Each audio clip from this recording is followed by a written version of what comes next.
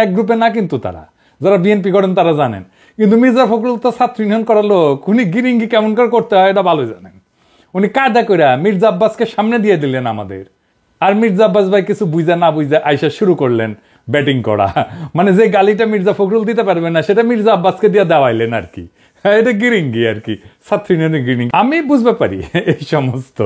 আচ্ছা মির্জা আব্বাস ভাই আপনি বলেন আমি কি ভুলটা বলছি? আমি বলছি বারাক ওবামা যখন আমেরিকার প্রেসিডেন্ট তখন তাকে ফিলিপাইনের প্রেসিডেন্ট বেশ্যার বাচ্চা বলে গালি দিছিল, আর বারাক ওবামা সেটাকে হজম করছে। আপনি একজন পলিটিশিয়ান হয়ে সেটা হজম করতে পারবেন না কেন? আমি তো নিউজটা দেখাইছিলাম, আমি তো মিশা নিউজ দেখাই নাই, তাই না?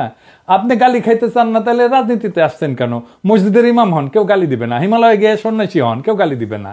নবী রাসূলদের গালি দেয় মানুষ, আল্লাহর খোদাকে গালি দেয় মানুষ। আপনি কোন বালেশ্বর বাল হরিদাস পালাচ্ছেন, আপনারা গালি দেওয়া যাবে না?